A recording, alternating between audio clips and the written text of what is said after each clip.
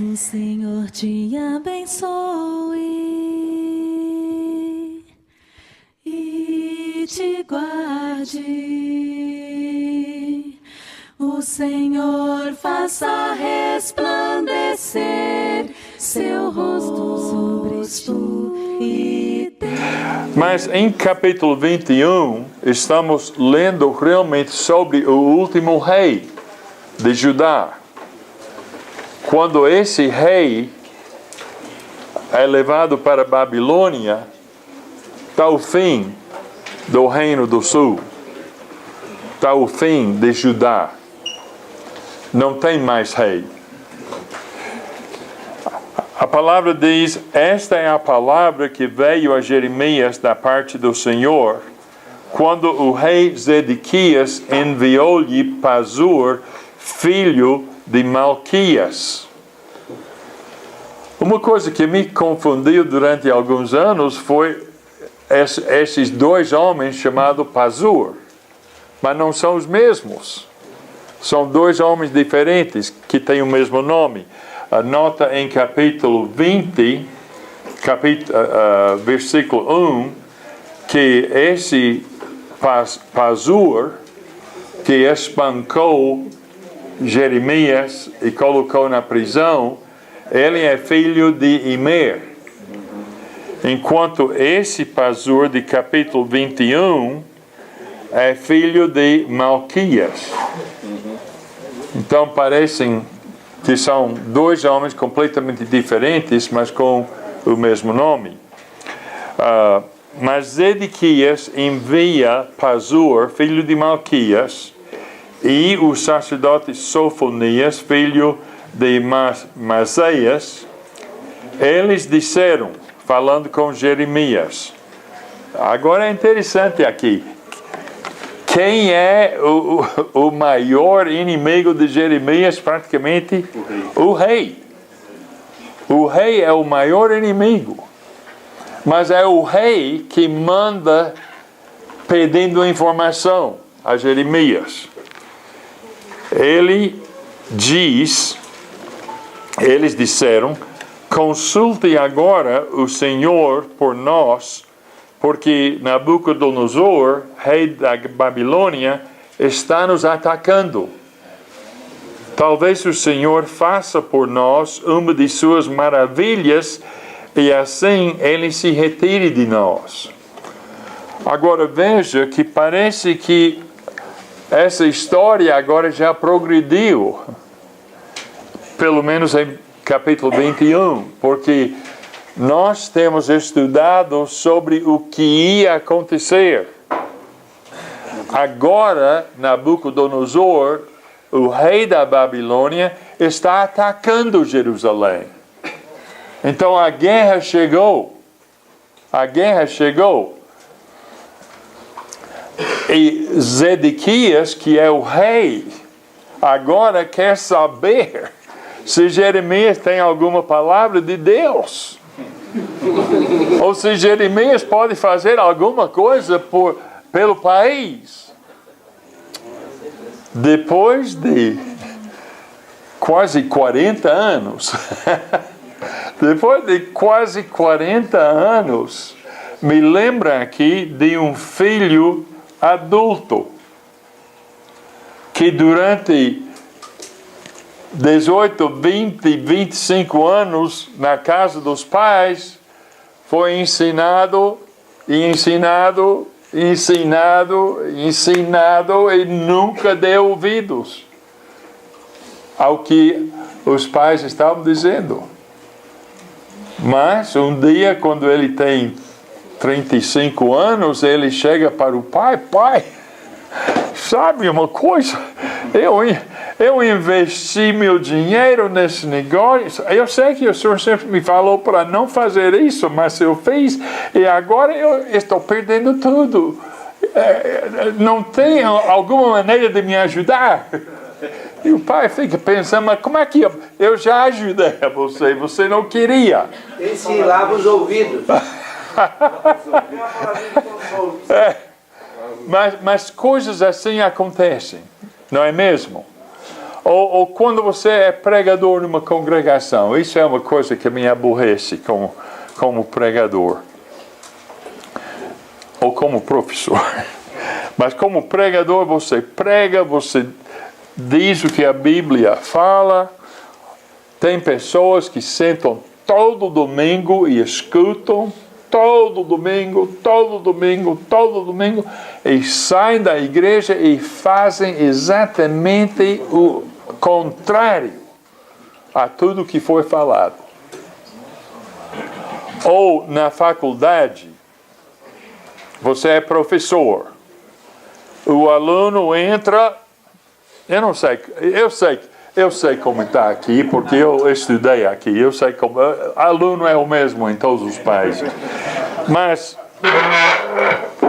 eu dava aulas muitas vezes para os rapazes e as moças de talvez 18, 19 anos, e o rapaz chega e ele chega atrasado e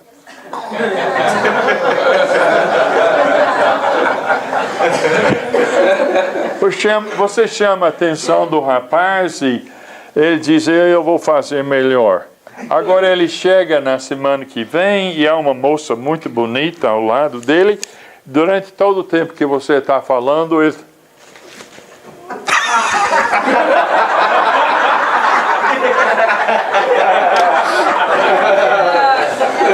Aí passa o semestre e amanhã é o dia da prova. Ele chega que nem uma pessoa que recebeu o cartão amarelo. Ele chega aí, professor, sabe, amanhã é a prova e eu tenho que tirar 10. Se eu não tiro 10, eu não vou poder estudar medicina. O senhor podia me dar mais alguma tarefa para melhorar a minha nota? Sabe minha resposta? Não. Eu não posso dar mais nada para você, não posso ajudar você. Se você precisa tirar 10 para entrar na medicina, você tem que tirar 10. Mas eu não vou fazer mais nada para você. Eu fiz durante todo o semestre. Você não fez nada. Você dormiu, você falava, você não apareceu, não entregou as tarefas. Não posso ajudar. E depois esses tipos se tornam pregadores.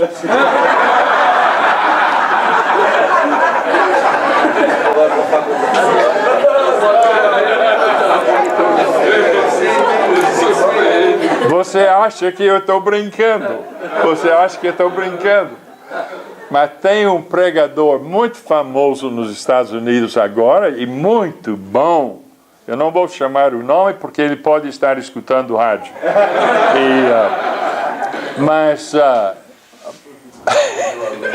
Outro dia, Jane e eu estávamos numa igreja onde havia um tipo de congresso lá nos Estados Unidos e ele estava pregando. E nós estávamos assistindo. E ele disse, eu estou vendo o Sr. Howard Norton aqui. E ele começou a falar sobre a experiência dele na minha classe sobre 1 Coríntios. E ele explicou que o primeiro dia ele e seus amigos ficaram nos últimos bancos da aula e falaram o tempo todo. E que eu chamei a atenção de todos eles e falaram que eu não tolerava conversa durante a minha aula. E ele disse que no dia seguinte, quando eles chegaram, todos dormiram durante a aula. E eu chamei a atenção. E aconteceu assim. Eu chamei a atenção, expliquei que eu não tolerava pessoas dormindo na minha classe. E eles estavam dizendo, mas não estávamos conversando? mas estava dormindo. E daqui em diante, vocês todos vão se sentar aqui na primeira fila. E fizeram. E hoje ele é um grande pregador. Ai, ai, ai. Ai, ai, ai. Bem, agora Zedequias, ele teve muitos anos. Judá tinha muitos anos para mudar o plano, mas não fizeram nada. Mas agora chegam aí para falar com Jeremias, humildes. Será que o Senhor tem uma mensagem para nós? Jeremias, porém, respondeu-lhes: digam a Zedequias, assim diz o Senhor, o Deus de Israel: estou a ponto de voltar contra vocês as armas de guerra que estão em suas mãos. Isto é, tirar as armas de vocês e voltar as armas contra vocês. Não é isso que diz aqui? As quais vocês estão usando para combater o rei da Babilônia e os babilônios, que cercam vocês do lado de fora do muro. E eu os reunirei dentro desta cidade. Eu mesmo, é Deus falando aqui, por meio de Jeremias.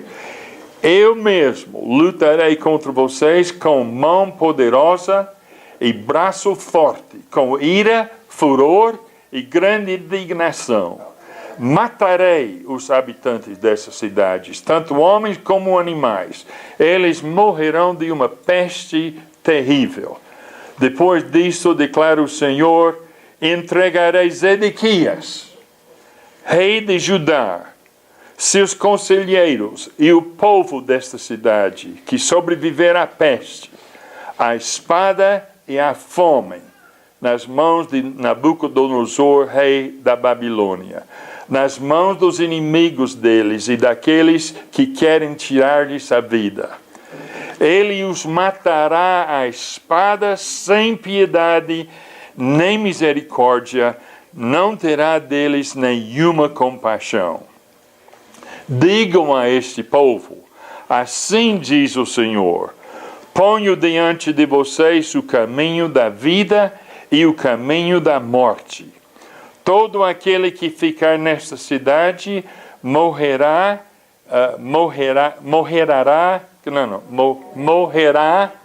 tá certo? Morrerá pela espada, pela fome ou pela peste. Mas todo o que sair e render-se aos babilônios que cercam vocês, viverá.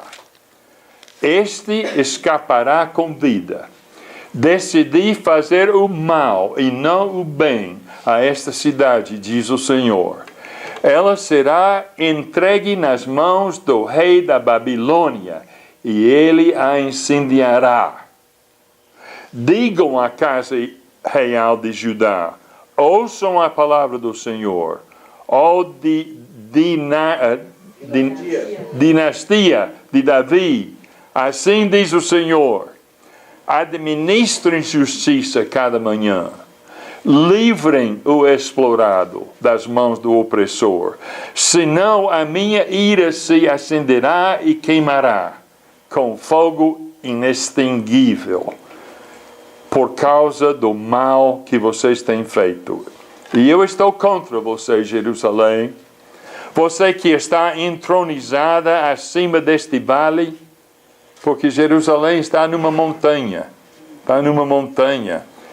e eles se sentem seguros nessa montanha. É difícil o inimigo chegar a Jerusalém para lutar contra essa cidade, porque está muito bem protegida, está alto, tem vales difíceis de descer e subir para chegar à cidade. Ele diz: eu estou contra você, Jerusalém, você que está entronizada acima deste vale, na rocha do planalto, declara o Senhor. Vocês que dizem: quem nos atacará? quem poderá invadir nossas moradas? Eu os castigarei de acordo com as suas obras, diz o Senhor. Porei fogo em sua floresta que consumirá tudo ao redor. Esta é a situação. Temos aí um mapa de Jerusalém? Muito bem. Deixa eu ver aqui. Aqui é a cidade de Davi, que muitas vezes se chama Sião.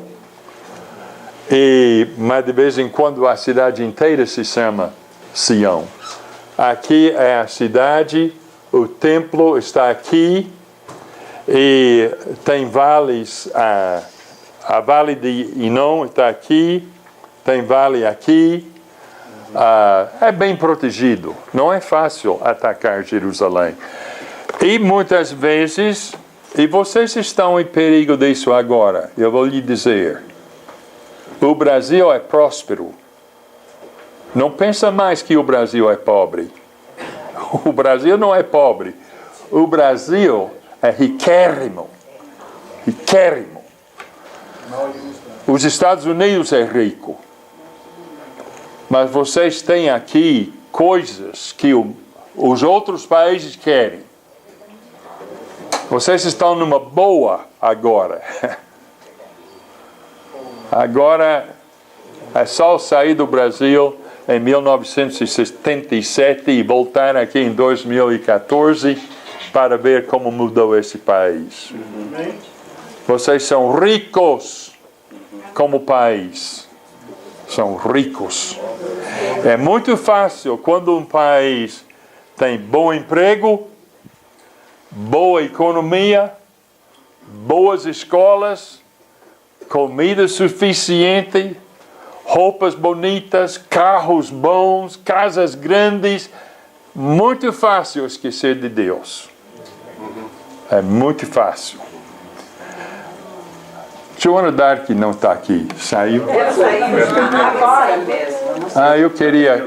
Ei, Joana, Jane me falou uma coisa que o Vitor falou sobre Brasil, que você contou para ela, a parte espiritual do Brasil. Você se lembra?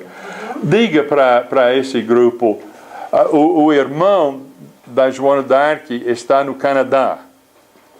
E ele era grande amigo do meu filho, mas quando eram meninos, andavam sempre juntos. Mas ele foi criado aqui no Brasil, é brasileiro.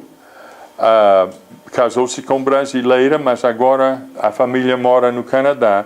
E ele fez um comentário sobre a vida espiritual do Brasil agora e sobre o futuro.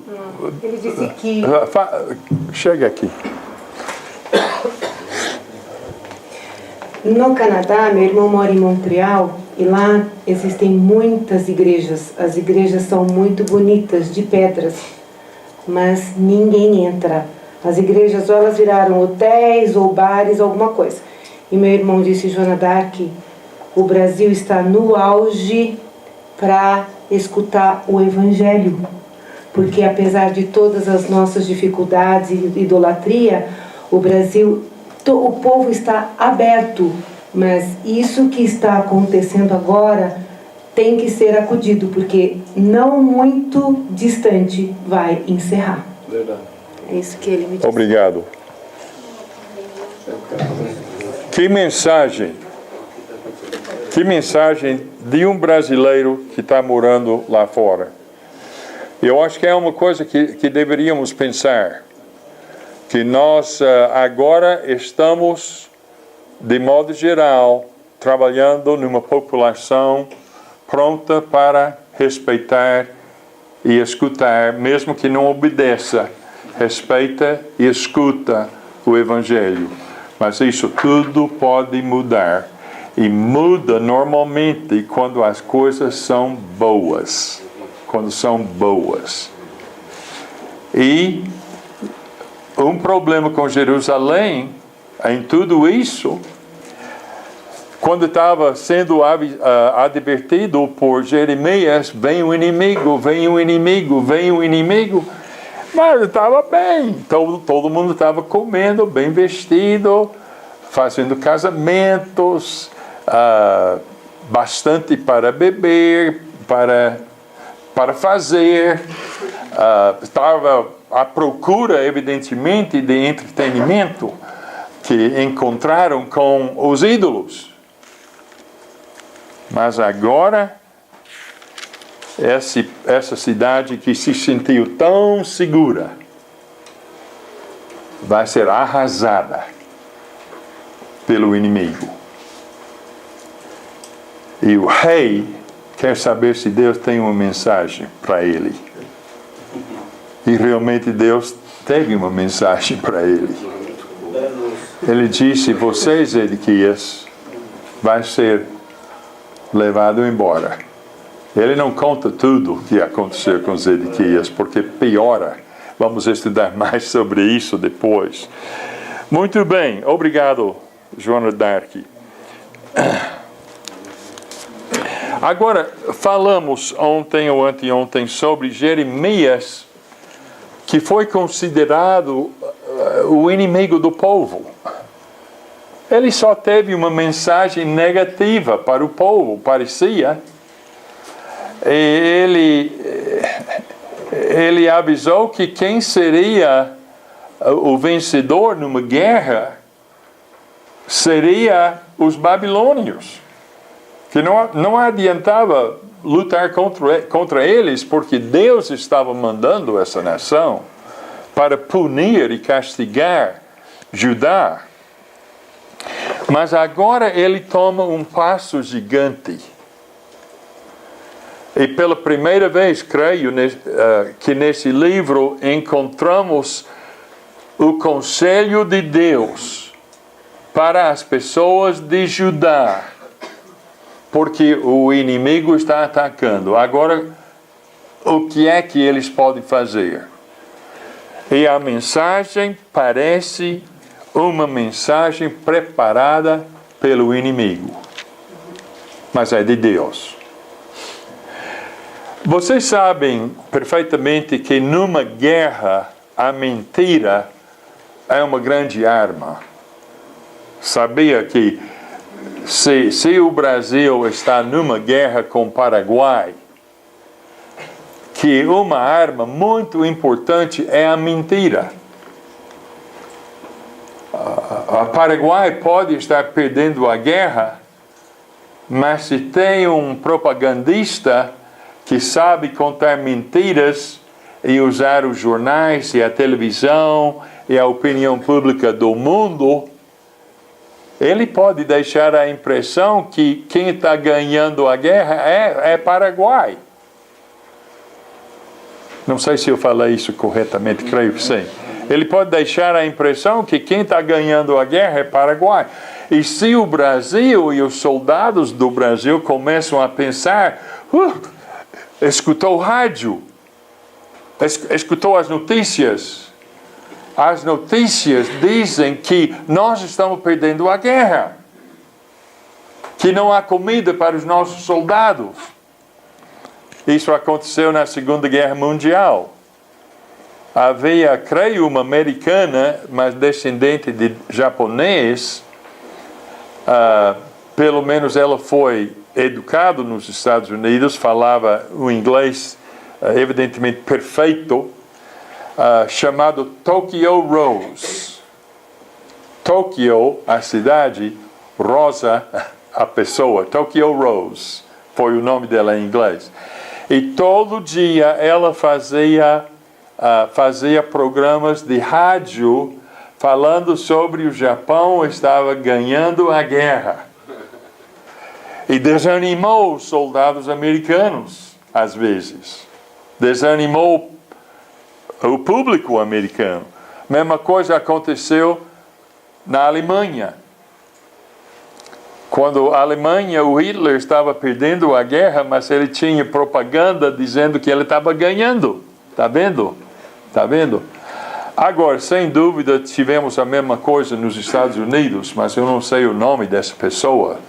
Parece-me que foi Mel La Torre, uma coisa assim. O Enio, você depois pode nos contar como a Segunda Guerra Mundial começou quando você era menino aí? Depois. Posso ter falado a primeira. A primeira que você... Eu estava na primeira. Ai. Ok, essa é a mensagem. Essa é a mensagem do Jeremias. Falando por Deus. Assim diz o Senhor: ponho diante de vocês o caminho da vida e o caminho da morte.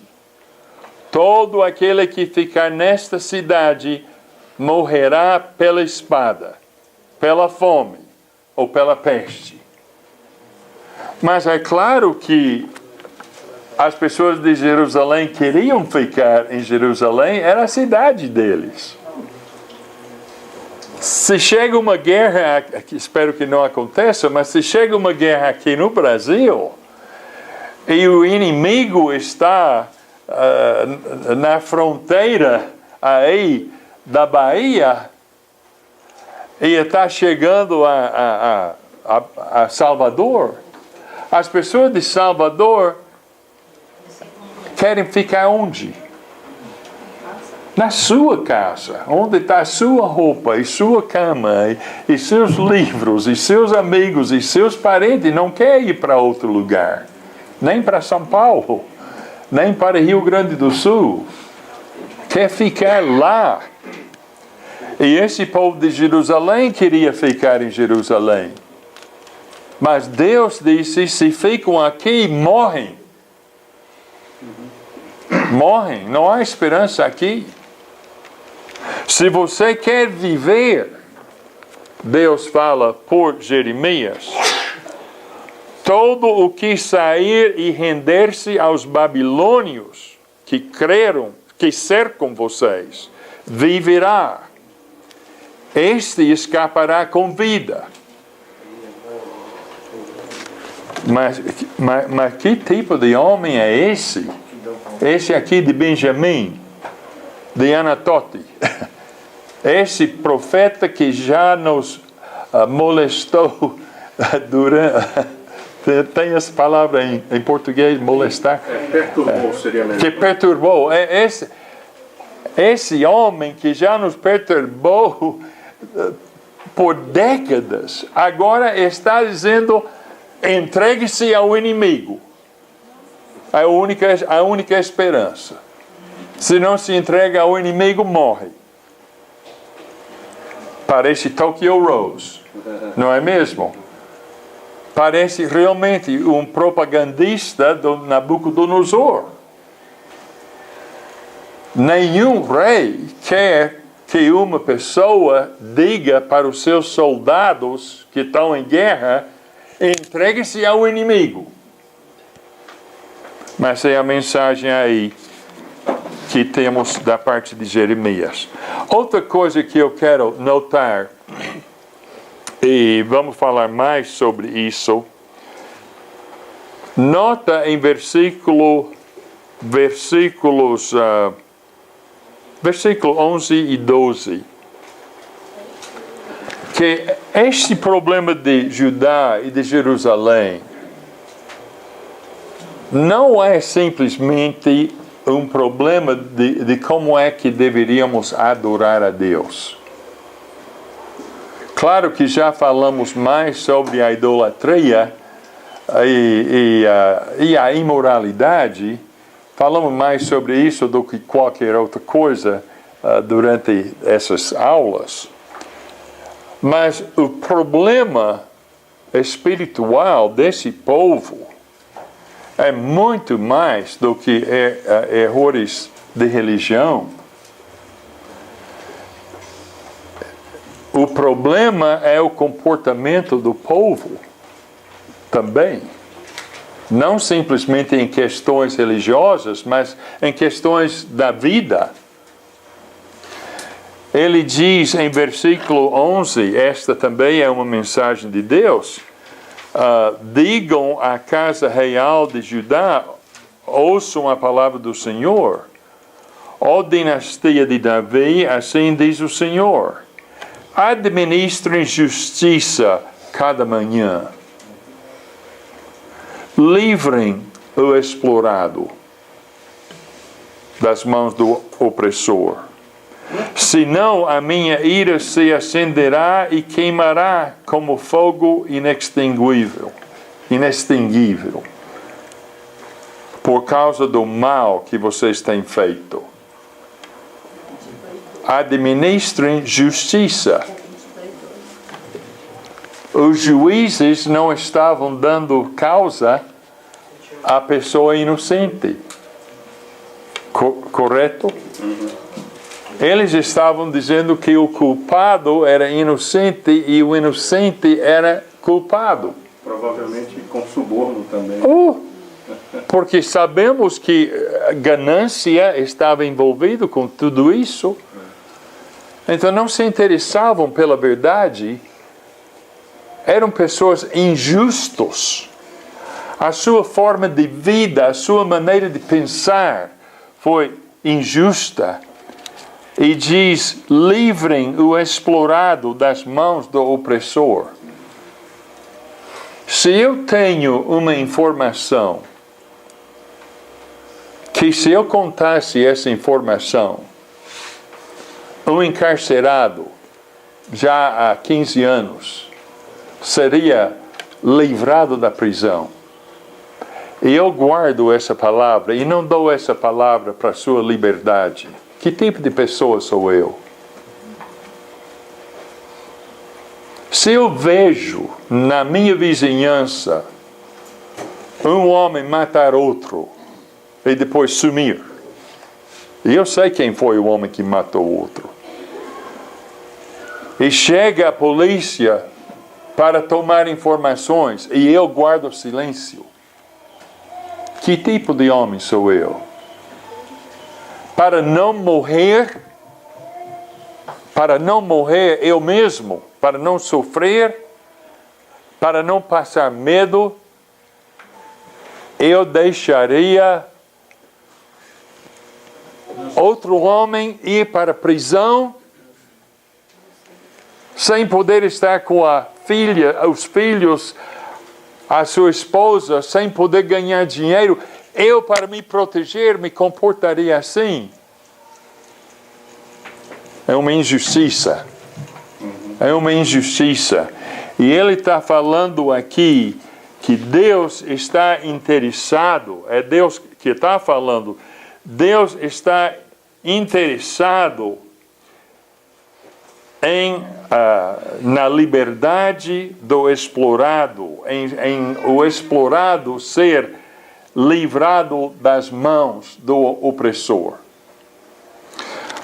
Agora, um dos problemas que me preocupa muito hoje em dia são as injustiças cometidas nos governos.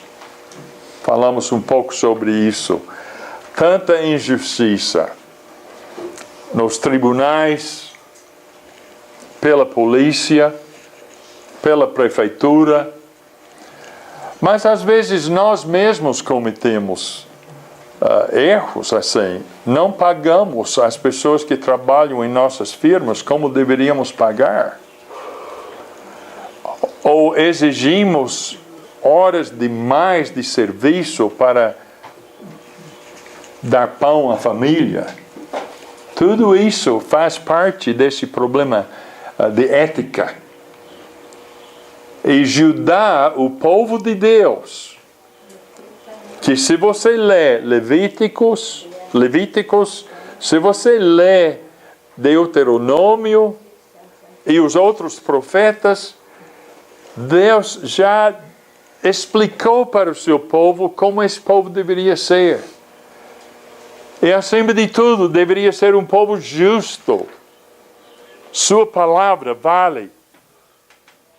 Não mata o vizinho. No tribunal, conta a verdade. Não vai atrás da mentira. Mas Judá tinha negado tudo isso. Eu sinto muito que o irmão Randy Short não pode estar conosco amanhã, mas ele já foi comprado, o seu passe foi comprado lá na Espanha e ele vai estar jogando aí no time Barcelona. Eu falei com ele que havia uma mentira circulando sobre ele, que ele deveria saber dessa mentira, e ele disse: qual a mentira? Eu disse que você marcou 2 gols hoje.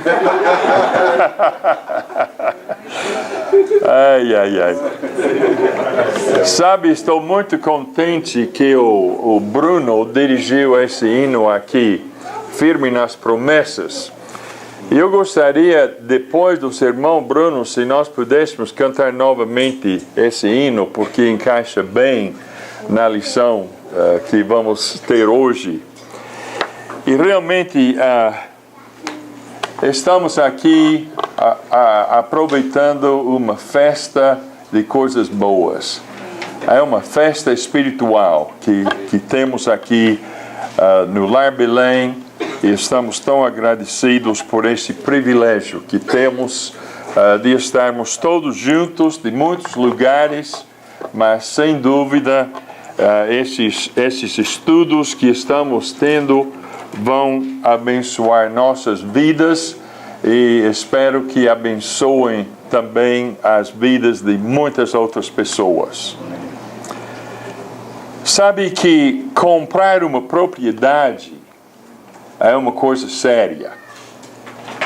Não sei se você já comprou uma propriedade, mas é muito séria. E muitas pessoas dizem que para a maioria de pessoas, o investimento maior que temos durante a vida é numa casa, numa propriedade. Então o desejo, desde jovem, é de ser dono de uma casa ou de uma propriedade. Eu me lembro de um amigo brasileiro, realmente um dos meus melhores amigos brasileiros, e ele ficou sabendo, quando eu estava trabalhando aqui de missionário, ele ficou sabendo que eu estava, e Jane, nós dois estávamos interessados num tipo de chácara. E o filho dele tinha uma chácara. E ele achava que essa chácara seria perfeita para nós. E ele nos levou para ver a chácara e não foi uma grande coisa. Mas o problema principal foi que o seu filho não tinha uma escritura limpa. Tinha cartas afirmando que essa propriedade me pertenceu e eu vendi para tal pessoa por tanto dinheiro. Tinha papéis assim. Mas isso me criou medo. E eu falei com ele que, infelizmente, eu não podia comprar uma propriedade sem uma escritura limpa e realmente oficial.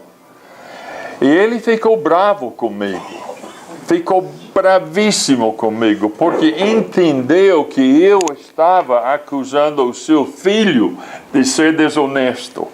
Mas não foi nada disso. Quando eu compro uma propriedade, eu quero uma boa escritura. Na década de 60 e 70 do século passado, era comum os estrangeiros comprar grandes propriedades na área do Amazonas e do Goiás. Talvez milhares de alqueires, por nada, por $1 por alqueire, uma coisa assim, uma coisa absurda. Mas quando essa informação passou no jornal americano, parecia a oportunidade de uma vida, comprar essas terras. Mas eu nunca vi uma dessas terras com um título bom, uma escritura limpa. Mas você nem sabe o número de cristãos que entraram com o nosso grupo missionário, dizendo: eu sou dono de propriedades aí em Goiás ou no Amazonas, e se vocês podem conseguir uma escritura limpa, eu dou essas terras à igreja. E 2 ou 3 vezes nós seguimos essa ideia, tentando achar quem foi realmente o dono dessas propriedades.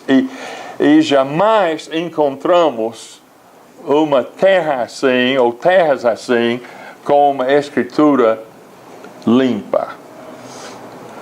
Recentemente, nos Estados Unidos, Jane e eu queríamos comprar uma pequena casa de campo, porque queríamos sair de nossa cidade de vez em quando para ter um pouco de sossego. E realmente Jane encontrou uma casinha, foi uma casa que nós podíamos comprar, tínhamos condições para a compra. E graças a Deus a escritura estava boa e o título firme, e compramos. E muitas vezes, quando estamos cansados e queremos sair um pouco, ter um pouco de sossego, vamos para aquela pequena casa nos Estados Unidos. É bom.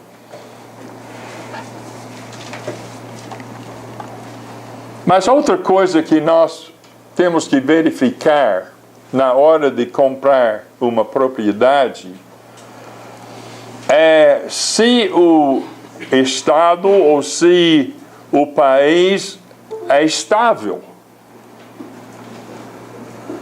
Por exemplo, nós estávamos aqui no dia 31 de março de 1964. Vocês conhecem essa data? Antigamente eu sabia o que aconteceu nesse dia. Houve uma revolução. Mas ultimamente eu fiquei sabendo que talvez eu não soubesse o que aconteceu naquele dia, que talvez fosse um golpe. Então eu vou dizer revolução, mas você pode pensar golpe, talvez fosse. Mas se alguém tivesse chegado para mim no dia 31 de março de 1964 com uma propriedade para comprar, eu teria dito não. Porque francamente naquele dia ninguém sabe quem era o governo aqui no Brasil. Ninguém sabia quem era o presidente, ou se houve um presidente, ou quem seria o presidente, ou que seria o dia do amanhã para o Brasil. Nós queremos comprar nossas propriedades, nós queremos investir nosso dinheiro quando o país é estável, quando a escritura é boa, quando nós podemos conseguir um título que realmente vale, que prova que somos donos dessa propriedade. Por que estou falando sobre propriedade? Porque em Jeremias capítulo 32, há uma grande história sobre uma propriedade. E nós vamos estudar essa história. E vamos estudar esta história com a finalidade de ver a grande fé, a fé poderosa do Jeremias. A situação não estava boa em Judá durante esse período. De fato, os primeiros versículos de capítulo 32 nos ensinam que a instabilidade de Judá foi crítica. Esta é a palavra que o Senhor dirigiu a Jeremias no 10º ano do reinado de Zedequias, rei de Judá, que foi o 18º ano de Nabucodonosor. Naquela época, o exército do rei da Babilônia sitiava Jerusalém, e o profeta Jeremias estava preso no pátio da guarda, no palácio real de Judá. Zedequias, rei de Judá, havia aprisionado Jeremias, acusando-o de fazer a seguinte profecia: o Senhor entregará a cidade nas mãos do rei da Babilônia, e este a conquistará. Zedequias, rei de Judá, não escapará das mãos dos babilônios, mas certamente será entregue nas mãos do rei da Babilônia. Falará com ele face a face, e o verá com os seus próprios olhos. E ele levará Zedequias para a Babilônia, onde este ficará até que o Senhor cuide da situação dele. E ainda, se eles lutarem contra os babilônios, não serão bem-sucedidos. Essa é a situação do país. Jerusalém sitiado. Jeremias na prisão. Uma situação tremenda. Uma insegurança completa. Uma instabilidade fora de comum. Os babilônios estão à porta de Judá, estão à porta de Jerusalém, vão tomar conta do país. E todas aquelas profecias que Deus tinha feito durante anos e anos e anos vão ser realizadas. Mas justamente nesse dia, aconteceu uma coisa estranha. Versículo 6. Bem, primeiro deixe-me dizer, lembre-se que Jeremias está na prisão por causa dessa profecia que ele fez. Ele disse que os babilônios vão conquistar o país e que Zedequias, o rei, ia falhar, ia se entregar. Seria o fim desse país.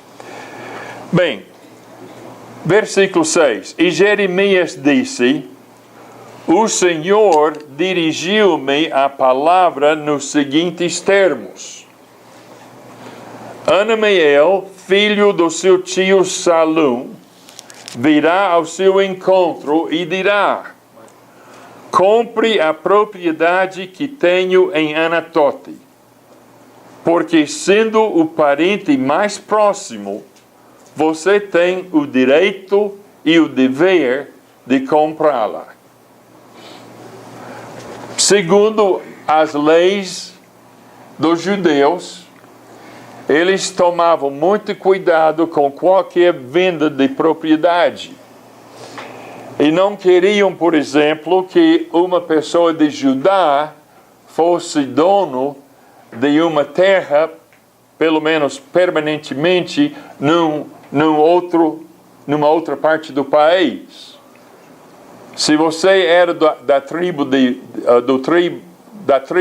Benjamim, você não deveria comprar uma propriedade na tribo de Dan. Ou se comprasse, seria só por alguns anos. Depois teria que entregar essa propriedade novamente. Agora, as famílias que eram donos de propriedades tinham o direito de guardar aquela propriedade dentro da família.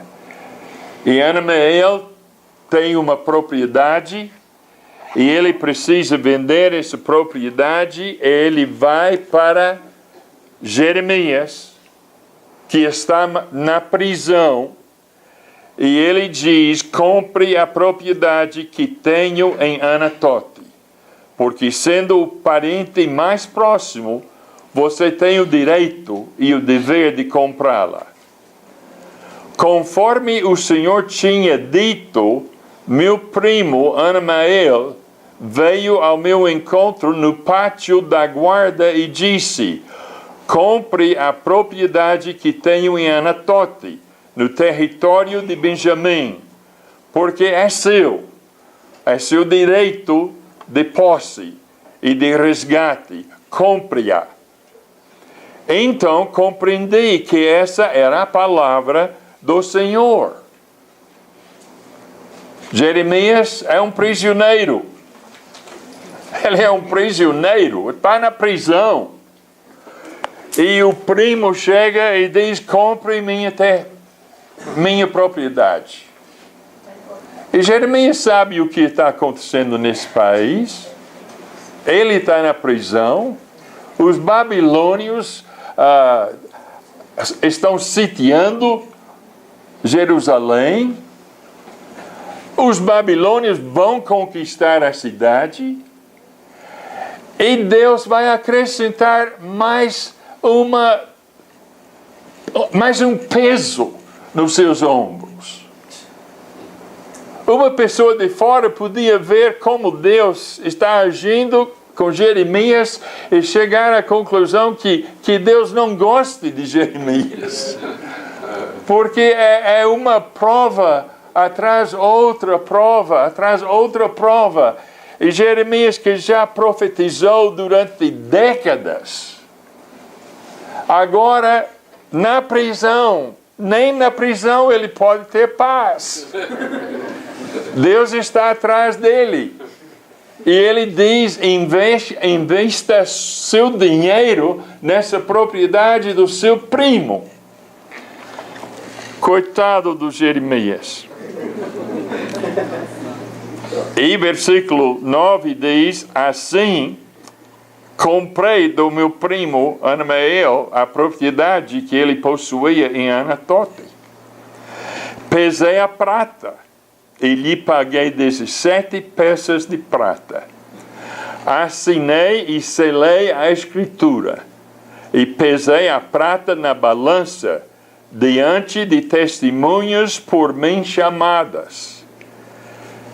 Peguei a escritura, a cópia selada com os termos e condições da compra, bem como a cópia não selada, e entreguei essa escritura de compra a Baruque, filho de Nerias, filho de Masaías, na presença do meu primo Anamael, das testemunhas que tinham assinado a escritura e de todos os judeus que estavam sentados no pátio da guarda.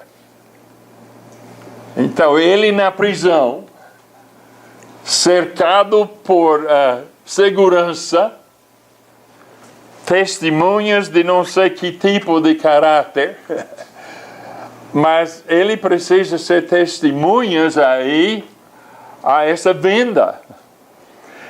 E ele, como prisioneiro, recebe de Deus o mandamento: compre esta propriedade. E o Jeremias, que já obedeceu a Deus durante tantos anos, compra a propriedade. E ele toma todas as providências para garantir realmente que essa propriedade é dele. Em versículo 13, a Bíblia diz: na presença deles, isto é, das testemunhas, dei as seguintes instruções a Baruque. Assim diz o Senhor dos Exércitos, Deus de Israel: tome esses documentos, tanto a cópia selada como a não selada da escritura de compra, e coloque-os num jarro de barro para que se conservem por muitos anos. Porque assim diz o Senhor dos Exércitos, Deus de Israel: casas, campos e vinhas tornarão a ser comprados nesta terra. Agora sabemos porque Deus queria que Jeremias comprasse essa propriedade. Deus quer anunciar a todas as testemunhas, a todos que ligam com esse negócio da compra, Ele quer anunciar a todos eles que esse cerco não vai durar para sempre. Os babilônios não vão ser senhores para sempre. Mesmo que Nabucodonosor ganhe essa batalha, futuramente, esta terra vai voltar à terra dos judeus, à terra do povo de Deus, a terra prometida. Nós oferecemos nossos parabéns a Jeremias por ter tanta fé.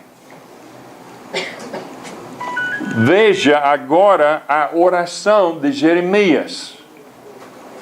Ele obedeceu à palavra de Deus, comprou a propriedade, conseguiu um título de ser dono.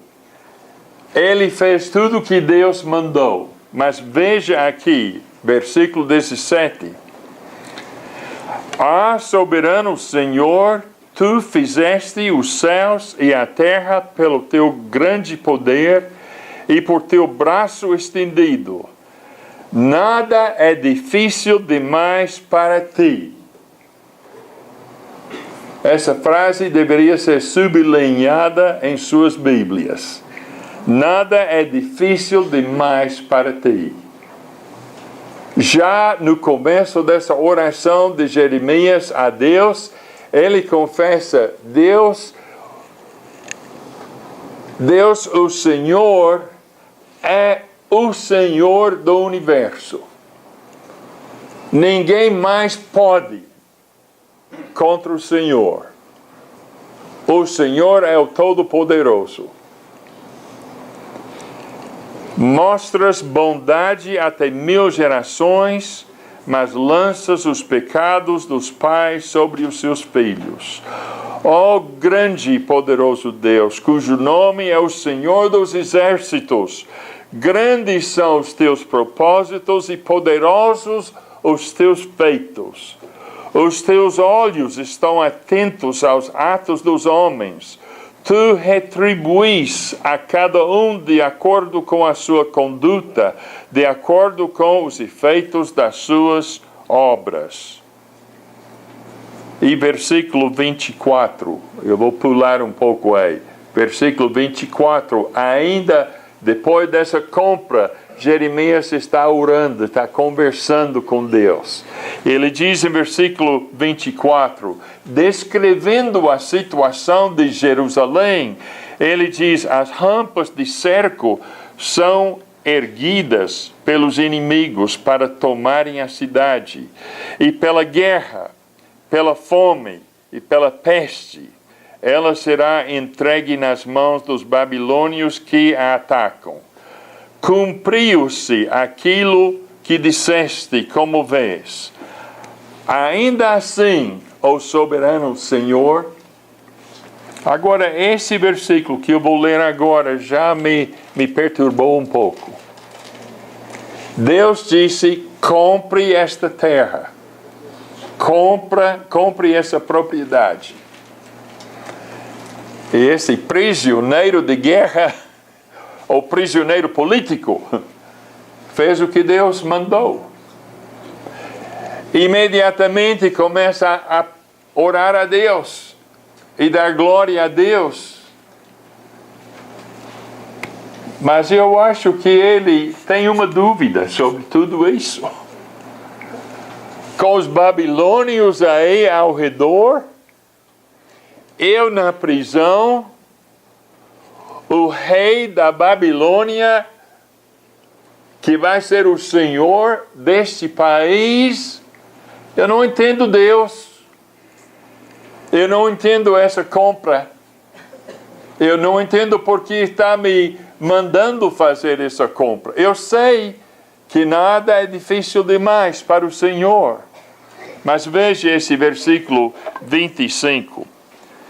Ainda assim, ó soberano Senhor, tu me mandaste comprar a propriedade e convocar testemunhos do negócio, embora a cidade esteja entregue nas mãos dos babilônios. Eu não entendo isso, ele diz. Estamos numa situação tão terrível nesse país, não tem futuro. O Senhor já disse muitas vezes, essa cidade vai cair. Ele me mandou comprar a propriedade e eu comprei, mas eu não estou entendendo. E Deus responde: a palavra do Senhor veio a mim, dizendo: eu sou o Senhor, o Deus de toda a humanidade. Há alguma coisa difícil demais para mim? Há alguma coisa difícil demais para mim? Qual a resposta? Não. Tem que ser a resposta do Jeremias também. De fato, ele acabou de dizer: nada é difícil demais para ti. É possível que de vez em quando nós louvamos a Deus por sua glória, por seu poder, e logo duvidamos que Ele seja capaz de responder a nossa oração. E foi assim com Jeremias. Ele sabe que Deus pode fazer qualquer coisa, mas ele não entende essa compra com os babilônios aí. E com a queda da cidade iminente. Mas Deus lembra a Jeremias por essa pergunta: há alguma coisa difícil demais para mim? Portanto, assim diz o Senhor: estou entregando esta cidade nas mãos dos babilônios e de Nabucodonosor, rei da Babilônia, que a conquistará. Os babilônios que estão atacando esta cidade entrarão e a incendiarão. Eles a queimarão com as casas nas quais o povo provocou a minha ira, queimando incenso a Baal nos seus terraços e derramando ofertas de bebida em honra a outros deuses. Ele está repetindo o que já repetiu tantas vezes. Quantas vezes em nosso estudo lemos quase essas mesmas palavras? A mensagem é a mesma. Judá vai cair. Jerusalém vai cair. Os babilônios vão vencer.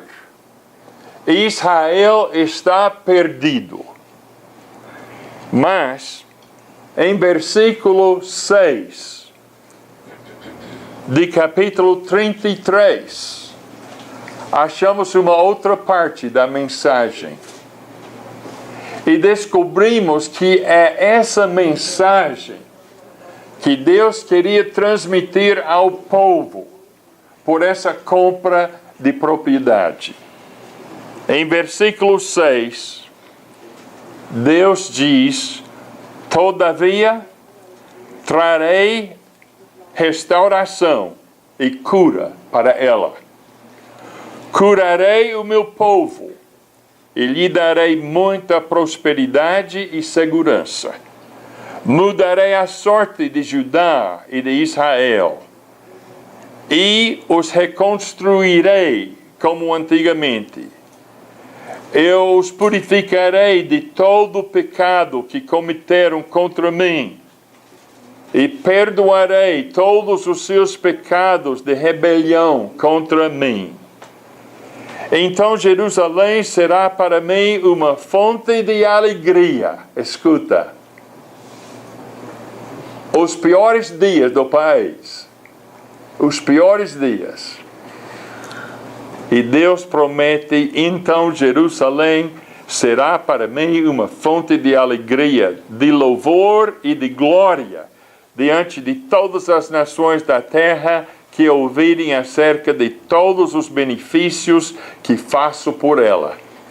Elas temerão e tremerão diante da paz e da prosperidade que eu lhe concedo. Assim diz o Senhor: vocês dizem que esse lugar está devastado e ficará sem homens nem animais. Contudo, nas cidades de Judá e nas ruas de Jerusalém, que estão devastadas, desabitadas, sem homens nem animais, mais uma vez se ouvirão as vozes de júbilo e de alegria do noivo e da noiva, e as vozes daqueles que trazem ofertas de ação de graças para o templo do Senhor, dizendo: deem graças ao Senhor dos exércitos, pois Ele é bom. O seu amor leal dura para sempre, porque eu mudarei a sorte dessa terra como antigamente, declara o Senhor. Que beleza! Que beleza! E essa poderosa fé do Jeremias. A fé de obedecer. A fé de ouvir o mandamento de Deus sem entendê-lo. E obedecer.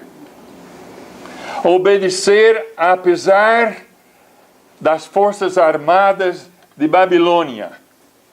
Obedecer apesar do rei que vai conquistar a cidade e o país. Obedecer apesar do fato que a cidade será completamente destruída. Uma fé não perfeita. Uma fé que ainda tem dúvida. Deus, eu fiz o que o Senhor mandou, mas eu não entendo. E Deus explica. Ele explica por repetir promessas de como Ele vai abençoar esse povo, e essa terra, e essa cidade. Eu acho que a lição para nós é que a fé que precisamos é a fé que diz: sim, Senhor.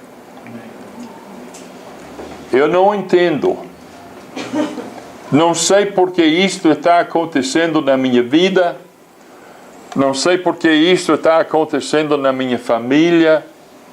Não sei porque isto me aconteceu no meu serviço. Mas o Senhor mandou e eu vou fazer. Porque eu confio no Senhor, apesar das minhas dúvidas. Eu confio, eu vou obedecer e eu vou herdar as promessas que o Senhor tem reservadas para mim. Vamos cantar esse hino e vamos realmente cantar como cremos realmente nas promessas de Deus. Espero que todos estejam bem e bem descansados. Eu sei que vocês estão dormindo muito, comendo pouco, mas realmente estamos abençoados por esta festa de coisas espirituais. Eu sempre digo, quando estou falando com pessoas sobre reuniões assim, que as classes, as aulas são boas, os sermões são bons, mas muitas vezes essas aulas e esses sermões são desculpas que nos permitem a reunião, onde podemos visitar e conversar e realmente fazer as coisas importantes. Porque, sem dúvida, as visitas, as conversas são tão importantes quanto os estudos que temos. E eu quero agradecer esses irmãos que estão fazendo os sermões, como hoje o Alisson. É um trabalho muito grande preparar tantas lições para um período curto assim, mas eles estão fazendo. Eu vou pedir aqui o Allen Dutton, se senta, por favor. Desculpe, Allen. O senhor poderia vir um pouquinho mais para esse lado, porque algumas pessoas aqui não estão conseguindo enxergar. Tá bom. É que tem uns baixinhos aqui na frente. Melhorou? Tá melhor assim? Tá melhor. Ok. Obrigado, Allen. Desculpe. É o Allen que me paga meu salário e eu não quero ofendê-lo. Ele me prometeu que este ano ele vai triplicar o salário que me pagou no passado. E não sei sobre o ano que vem. E não recebi nada até agora.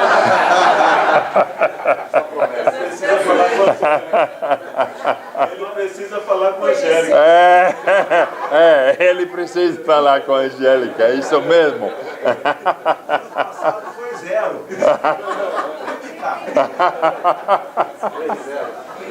Ai. Eu estava fazendo os cálculos aqui sobre o livro de Jeremias. E quando fiquei sabendo que ia dar essas aulas, comecei a fazer tipo de esboço de cada capítulo. São 52 capítulos, muitos esboços. E segundo o tempo, eu deveria estar no capítulo 31 ou 32, e estou no capítulo 22. E eu não sei se vamos ficar mais um dia aqui além de sexta, ou não sei, mas estou pensando que eu vou precisar escolher mais trechos para falar, porque realmente até agora nós temos o conteúdo principal do livro e já repetimos o propósito do livro várias vezes. E vamos escolher, então, cuidadosamente, os trechos daqui até o fim do livro que necessitamos, ou que precisamos ver para entender o que falta nesse grande livro de Jeremias. Estava lendo hoje de manhã, no livro que o Allen me emprestou, sobre Jeremias. E uma coisa que o autor disse é que de todos os caráteres, personalidades que nós encontramos na Bíblia, talvez a personalidade que mais parece como a pessoa de Jesus seja Jeremias. Você pensa sobre Jeremias, a vida que ele levou, o sofrimento que ele passou, a rejeição que ele sofreu. E quando você pensa em Jesus, você encontra muito paralelo entre a pessoa de Jeremias e a pessoa de Jesus. Jesus não foi, de modo geral, apreciado pelo povo, pela maioria. E certamente os líderes não gostaram dele. Não gostaram. E Isaías descreve Jesus como uma pessoa triste, um homem de tristezas. Então, outro paralelo aí com Jeremias. Mas nós estamos em Jeremias capítulo 22 e Vocês me perdoem se eu não posso fazer um comentário sobre cada versículo, porque eu gostaria de não falar tudo sobre o resto do livro, mas pelo menos tocar nos pontos mais importantes, se possível. Em Jeremias capítulo 22, queremos notar 2 ou 3 coisas. Eu já falei várias vezes sobre o fato de Deus querer, de Deus querer que o seu povo pratique a sua religião. Pratique a sua religião. Quantas vezes, quando eu estava morando aqui no Brasil, eu perguntava a pessoas qual é a sua religião? E a resposta seria: sou católico, mas não pratico. Já ouviu essa resposta? Sou católico, mas não pratico. Não praticante. Não, exatamente. E eu espero que você nunca diga: eu sou da Igreja de Cristo, mas não pratico. Porque se você fala isso, você não é nada realmente, a não ser perdido. Está perdido. E aqui em Jeremias capítulo 22, nós descobrimos um trecho sobre como Deus encara o homem. Como Ele quer que seu povo seja.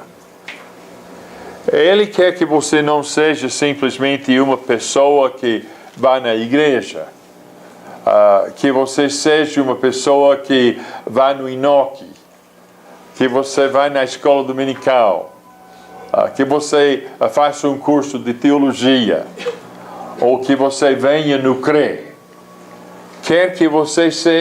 quer que você, que eu, sejamos pessoas que praticam as coisas que aprendemos da palavra de Deus. Agora, em capítulo 22, a partir de versículo 13,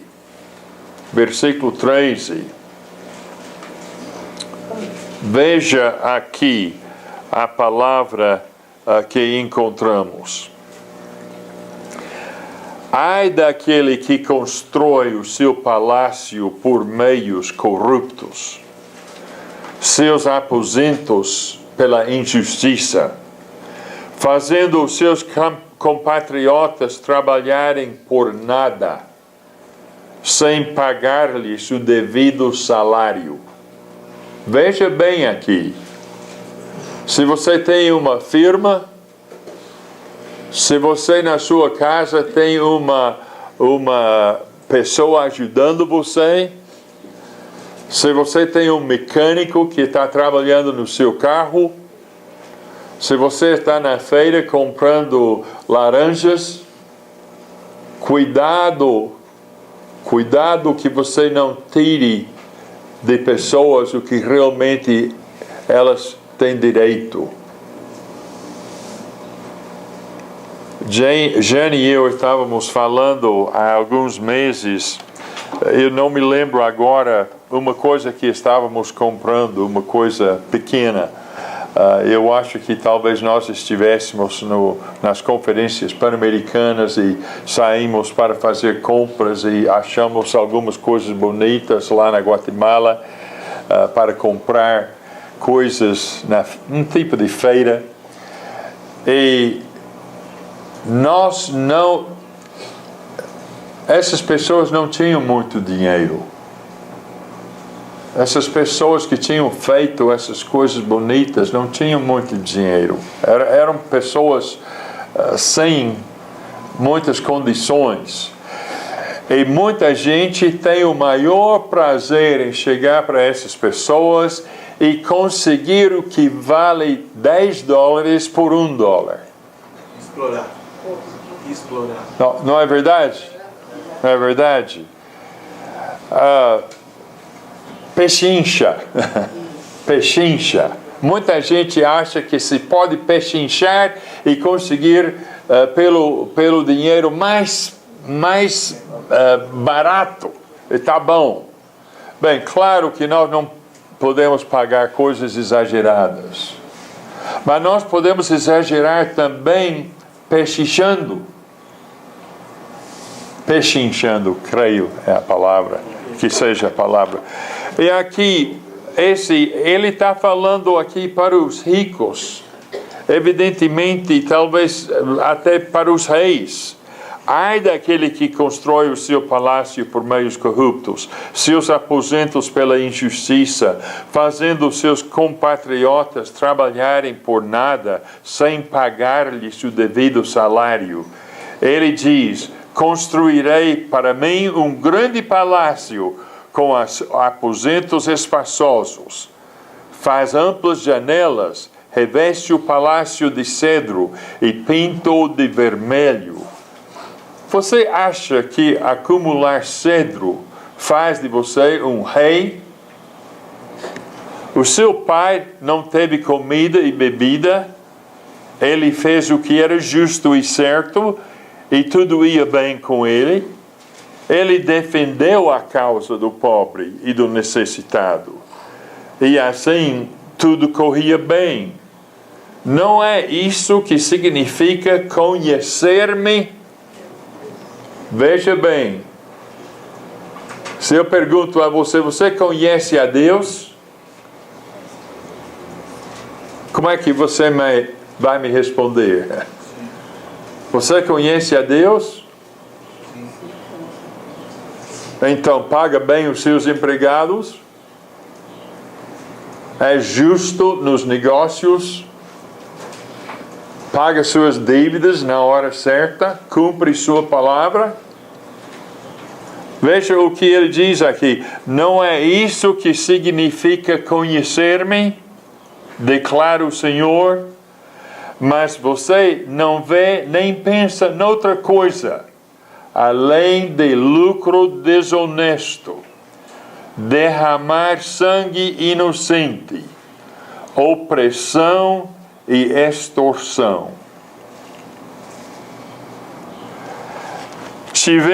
Tínhamos onde eu fui criado, no Texas, na nossa vizinhança, tínhamos um pequeno supermercado, tipo, não de Walmart, não de grande supermercado, mas uma família. Mini mercado. É isso, uma coisa pequena, Mas um dia meu pai estava lá e estava conversando com um açougueiro que trabalhava lá dentro. E esse homem que era empregado, que cortava a carne, que pesava a carne e depois embrulhou e vendeu para meu pai. Mas ele, conhecendo meu pai como amigo, disse: ninguém sabe o quanto que eu já ganhei para o meu chefe com esse dedo aqui. O que é que ele fez com o dedo? Fez pesar mais, para ganhar mais. Há pessoas que vivem assim.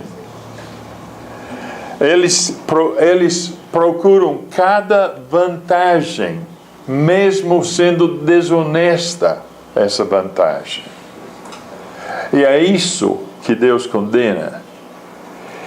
E Deus diz: a pessoa que age assim não me conhece.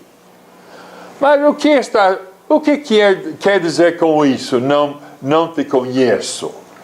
Eu vou na igreja, canto louvores, faço minhas orações, claro que eu te conheço. Não é o que significa conhecer a Deus. Conhecer a Deus, segundo essa passagem aqui, significa que eu obedeço a palavra de Deus. Agora ele passa a falar sobre um rei. Versículo 18, esse rei se chama Joaquim. Quem foi o último rei de Judá? Zedequias. Já estudamos sobre Zedequias? Já. Porque estamos agora estudando sobre Joaquim, que era antes. Porque esse livro não é um livro perfeitamente cronológico. Eu já disse isso várias vezes. De repente, depois de estudar várias vezes sobre Zedequias, o último rei, vamos voltar a estudar sobre um rei já há uns anos atrás. E o que nós estudamos sobre esse rei não é uma coisa muito animadora. A partir do versículo 18, portanto, assim diz o Senhor a respeito de Joaquim, filho de Josias, rei de Judá. Eu creio que tudo que passou, que eu acabei de ler, estava dirigido a ele.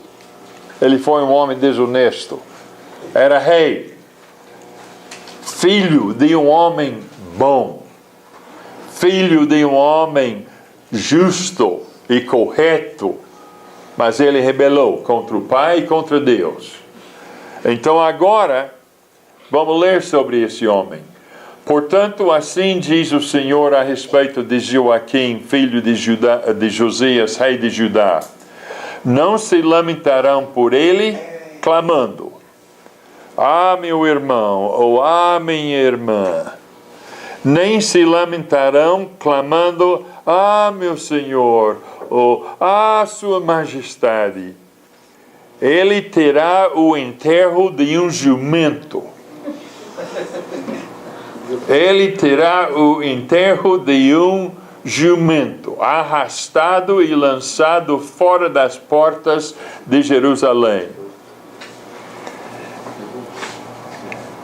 Deus não está muito impressionado com Joaquim. E no fim desse trecho, deixe-me ver aqui, versículo 28. Joaquim, um vaso desprezível e quebrado, um utensílio que ninguém quer, porque ele e os seus descendentes serão expulsos e lançados num país que não conhecem.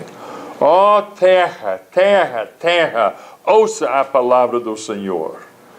Assim diz o Senhor: registrem esse homem como homem sem filhos. Ele não prosperará em toda a sua vida. Nenhum dos seus descendentes prosperará, nem se assentará no trono de Davi, nem governará em Judá. Então, esse rei, filho de Josias, filho de um homem bom, é um homem ruim, mesmo sendo rei.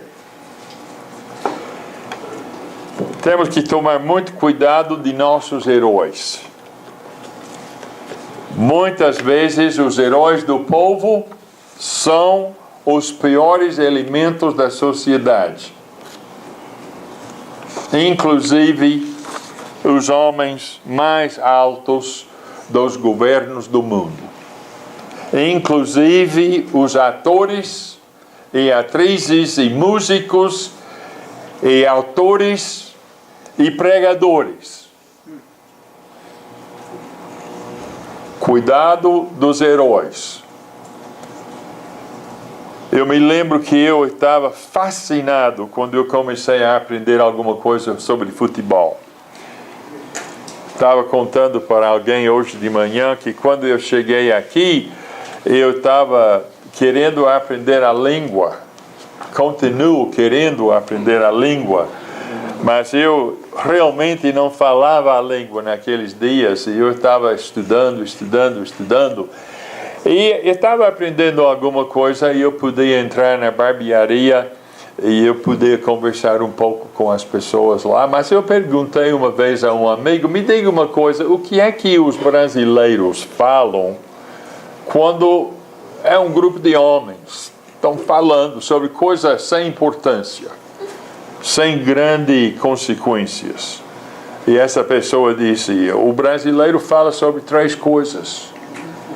Ele fala sobre dinheiro,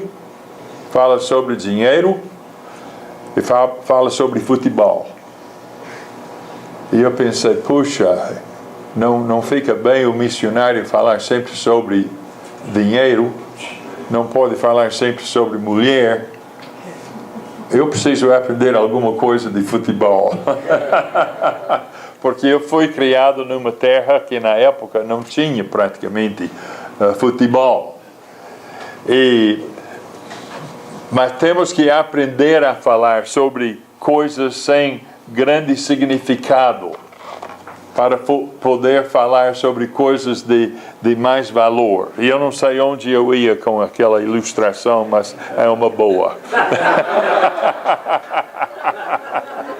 Ok, agora vamos para capítulo 23.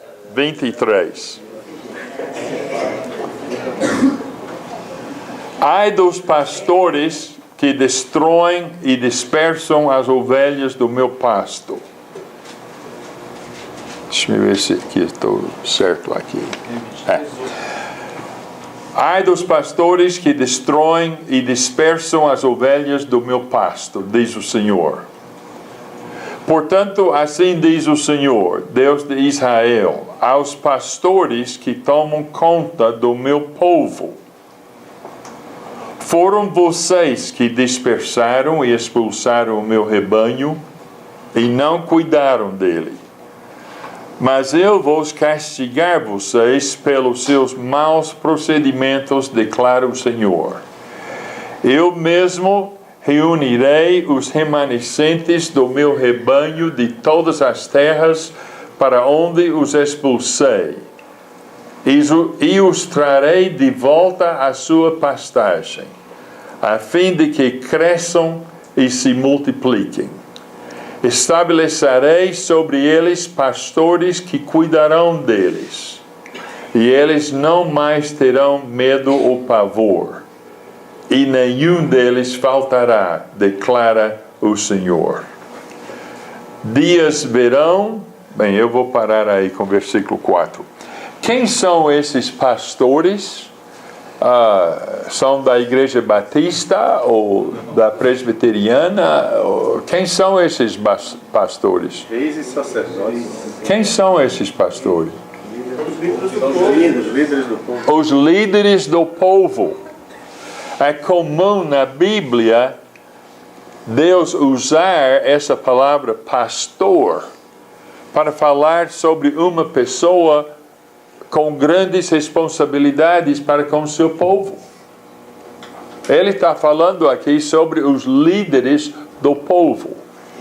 Os líderes têm mais responsabilidade do que o povo? Tem ou não? Sim. Os líderes têm responsabilidade.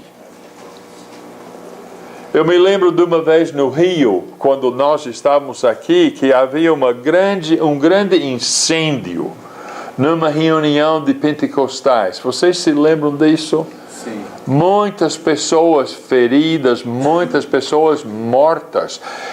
E o governo estava buscando o homem que tinha promovido essa campanha, o pastor que tinha promovido essa campanha. O governo estava procurando, ele era, segundo o governo, responsável. Allen, você é responsável por esse grupo. Estou falando sério. O Allen é responsável por esse grupo. Quando Jane e eu chegávamos aqui com jovens dos Estados Unidos, nós éramos responsáveis por esses jovens e nós orávamos que Deus nos ajudasse a voltar com o mesmo número que tivemos quando chegamos. Verdade? Porque nós, as famílias, os pais, tinham colocado seus filhos em nossas mãos. E nós éramos os responsáveis, os pastores. desses jovens. Então, o presidente da República, os senadores, os deputados, os prefeitos, os vereadores, eles têm grandes responsabilidades. Culpa aos pastores pelos males que aconteceram com o seu povo. E é uma coisa tremenda. E agora, obrigado. Eu sei que o Brasil, a Igreja de Cristo aqui no Brasil agora está dando muita atenção à ideia de colocar presbíteros qualificados nas várias igrejas. E quando você aceita ser presbítero, pastor nesse sentido, você está aceitando uma grande responsabilidade. E o povo tem responsabilidade de seguir o bom exemplo desses pastores.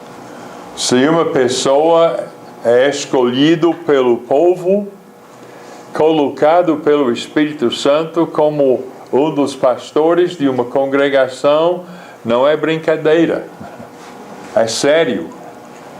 Mas quando estudamos, como estamos estudando aqui, o que Deus está falando, ele sabia quem eram os líderes do seu povo e se serviram bem ou se serviram mal. Ele sabe. E eu estou contente que a igreja aqui no Brasil está chegando àquele ponto de madureza, de querer pensar em pastores. Mas, de vez em quando, uma pessoa quer ser pastor por motivos errados. Quer ser alguém. Mas o pastor é um servo. Ele serve todas as ovelhas. Ele é chefe só no sentido de ser o servo principal. Agora, vamos ver uma coisa aqui, em capítulo 5, que é muito importante. Não vamos passar muito tempo falando, mas sabemos que os profetas falaram sobre a vinda de Jesus, sobre o Messias. Sabemos, por exemplo, que Isaías, capítulo 53, é um capítulo sobre a vinda do Messias. E quando estudamos os profetas, buscamos referências assim, à vinda do Messias. Temos que tomar cuidado em dizer que uma passagem é sobre o Messias se o Espírito Santo não diz isso. Agora, sabemos no caso de Isaías capítulo 53 que aquela passagem falava do Messias porque no Novo Testamento está usado para provar que Jesus era o Messias, o Salvador. Por exemplo, em Atos capítulo 8. Agora, algumas pessoas, muitas pessoas, eu deveria dizer, creem que estamos lendo aqui, a partir do versículo 5, uma passagem sobre a vinda do Messias. Dias virão, declara o Senhor, em que levantarei para Davi um renovo justo, um rei que reinará com sabedoria e fará o que é justo e certo na terra. Em seus dias, Judá será salva, Israel viverá em segurança, e este é o nome pelo qual será chamado: o Senhor é a nossa justiça. Interessante que eu não encontro no Novo Testamento nenhuma referência há esta passagem como sendo um anúncio da vinda do Messias. Se alguém sabe algo ao contrário, por favor, me avisa. Mas eu não encontrei. Sim, Marcos. Uma observação aqui no texto que nós lemos antes, no capítulo 22, do 28 ao 30, diz que nenhuma pessoa dessa descendência de Joaquim e de Davi reinará em Judá, uma vez que Jesus é da tribo de Judá e ele veio da linhagem de Joaquim. Então ninguém iria mais reinar na tribo de Judá. Então até os que pregam sobre o milênio diz que Jesus vai reinar sobre a terra, mas só que o texto que foi lido do versículo 22 capítulo 22, 28 ao 30, diz que ninguém da tribo de Judá vai reinar. E aí depois vem esse texto falando sobre o reinado deste homem na terra. Aí isso que eu queria entender também, porque eu sempre preguei, e esse texto de Jeremias prova que Jesus não vai reinar na terra, no capítulo 22. Aí quando chega no capítulo 23, se está se referindo a Jesus Cristo, parece ser uma contradição, uma vez que está falando que ele vai reinar na terra, a não ser que essa terra seria o contexto espiritual do reino dele, não no contexto físico, já que o mundo religioso diz que ele vai reinar 1000 anos aqui. Bom, é um comentário muito interessante e confesso que nunca liguei todos esses pensamentos, mas é um comentário muito interessante que deveríamos considerar. Eu queria notar esse trecho aqui, porque o fato é que muitas pessoas, muitos sábios, acreditam sinceramente que esta passagem se refere à vinda de Jesus, ao Rei Jesus, ao Messias. E eu simplesmente estou dizendo que não temos uma passagem no Novo Testamento que confirma que esse trecho é sobre o Messias. Enquanto no caso de Isaías capítulo 53, que foi sempre considerado pelos rabinos como uma profecia do Messias, realmente temos a confirmação clara em várias passagens no Novo Testamento que realmente Isaías capítulo 3 fala sobre Jesus, fala sobre o Messias. Bem, eu não vou passar mais tempo aqui, mas vocês podem marcar essa passagem como uma passagem que talvez você estude mais no futuro. Vamos para capítulo 24. Jeremias capítulo 24. Vamos falar sobre figos. E o Senhor mostrou-me 2 cestos de figos postos diante do templo do Senhor. Isso aconteceu depois que Nabucodonosor levou de Jerusalém. Desculpe, eu vou começar de novo, não estou lendo bem. E o Senhor mostrou-me 2 cestos de figos postos diante do templo do Senhor.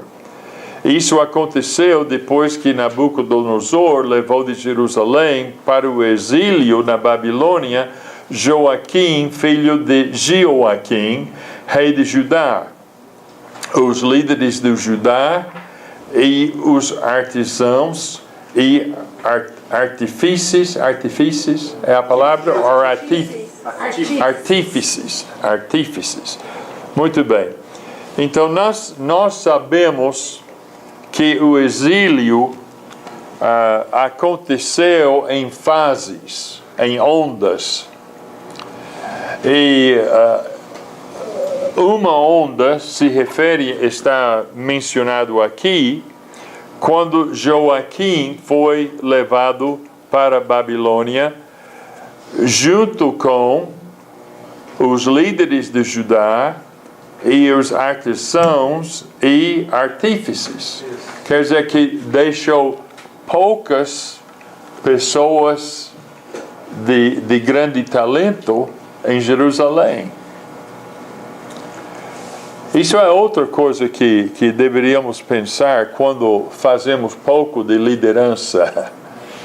Nós podemos fazer pouco da ideia de liderança, mas veja um país quando não tem liderança. Veja uma família quando não tem liderança. Veja um país quando ninguém sabe quem são os líderes legítimos. Os líderes são importantes. E aqui, Jerusalém e Judá eventualmente estavam deixados sem líderes capazes. É uma situação muito triste na história de uma nação ou de uma igreja.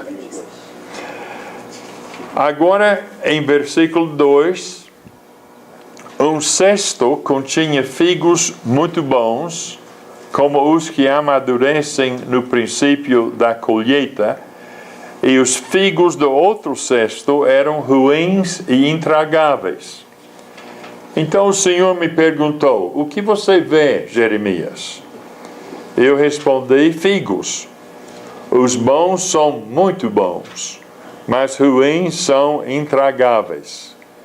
Então o Senhor me dirigiu a palavra, dizendo: assim diz o Senhor, o Deus de Israel: considero como esses figos bons os exilados de Judá, os quais expulsei desse lugar para a terra dos babilônios, a fim de fazer-lhes bem.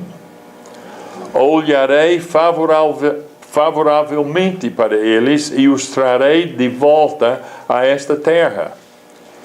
Eu os edificarei e não os derrubarei. Eu os plantarei e não os arrancarei. E lhes darei um coração capaz de conhecer-me e de saber que eu sou o Senhor. Serão o meu povo e eu serei o seu Deus, pois eles se voltarão para mim de todo o coração. Dois grupos de figos, e esse primeiro grupo são figos bons. E esses figos representam pessoas ou grupos. E esses figos bons representam um grupo de habitantes de Judá. Onde estão esses habitantes? Babilônia, não aqui agora em Judá. Agora em versículo 8, mas como se faz com esses figos ruins e intragáveis, diz o Senhor, assim lidarei com Zedequias, rei de Judá, com os seus líderes. Não sei porque eu estou com tanto problema de ler essa passagem. Deixe-me começar de novo. Versículo 8. Mas como se faz com os figos ruins e intragáveis, diz o Senhor, assim lidarei com Zedequias, rei de Judá, com os seus líderes e com os sobreviventes de Jerusalém, tanto os que permanecem nesta terra como os que vivem no Egito. Eu os tornarei objeto de terror e de desgraça para todos os reinos da terra. Para onde quer que eu os expulsar, serão uma afronta e servirão de exemplo, ridículo e maldição. Enviarei contra eles a guerra, a fome e a peste, até que sejam eliminados da terra que dei a eles e aos seus antepassados. Então, quem são esses figos maus? Os que ficaram e os do Egito. As pessoas, exatamente, que não foram para a Babilônia. Note agora que estamos novamente nos dias de Zedequias aqui. Zedequias é o rei agora. E Zedequias faz parte dos maus figos. Então, essa é uma coisa que parece-nos um pouco estranho. À primeira vista, parece que os bons figos seriam as pessoas que ficassem em Judá. E os maus seriam aqueles que vão para Babilônia. Mas não. Os maus estão em Judá e no Egito. Os bons são aqueles que foram com os babilônios. Que cumpre realmente o que foi dito antes por Jeremias, quando ele foi acusado de ser inimigo do povo. Porque ele estava dizendo, olha, se vocês querem se salvar, entreguem-se aos babilônios. Se fica aqui, vocês vão morrer. Porque Deus já amaldiçoou essa terra. Deixa a luz do céu entrar. Deixa a luz do céu entrar. Deixa a luz do céu entrar. Deixa a luz do céu entrar. Abre, pois, o coração de par em par. Deixa a luz do céu